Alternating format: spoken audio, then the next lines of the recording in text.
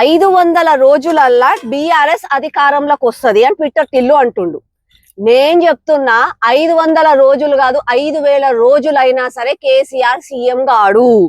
ఎందుకు అనంటే కేసీఆర్ రిటైర్మెంట్ తీసుకుండు. కేసీఆర్ హ్యాపీగా ఫామ్ హౌస్ లో క్యాప్సికమ్ అవి వండించుకుంటా ఎంజాయ్ చేస్తుండు. ఈ ట్విట్టర్ టిల్లు మొహానికి ఎవరు ఓట్లు వేయరు కదా, అందుకని చెప్పి అయ్య పేరు పెట్టుకొని ఓట్లు అడుక్కుంటుండు ఈ ట్విట్టర్ టిల్లు. అందుకే కవితక్క తెలుగు మంత్రురాలు, అరే నా అయ్య రిటైర్మెంట్ తీసుకుంటుండు, ఈ అన్న సీఎం అయ్యేది లేదు ఏం లేదు, మొత్తం పార్టీ పని అయిపోయిందని చెప్పి ఆమె కూడా వేరే పార్టీ వేరే దుకాణం పెట్టుకుంది. ఇక ట్విట్టర్ టిల్ ఏమో వచ్చి మా అయ్య సీఎం అవుతుండు 500 రోజులల్లా దేక్లేంగే అంటుండు. క్యా దేక్లేంగే కేటీఆర్? మీ అయ్య 2 సంవత్సరాల నుంచి ఒక ప్రతిపక్ష నాయకుడుగా ఉండి ప్రజలకు ఎంత అన్యాయమైనా ఏమైనా కూడా రాలే. ఈ ఆలోచన ఓట్లు అడిగితే ఎవరన్నా ఓట్లు వేస్తారా?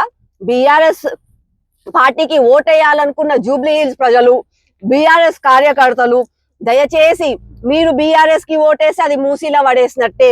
మీ ఓటు వేస్ట్ చేసుకోకండి. మీ ఓటు బీజేపీకి వేసి బీజేపీని గెలిపించండి.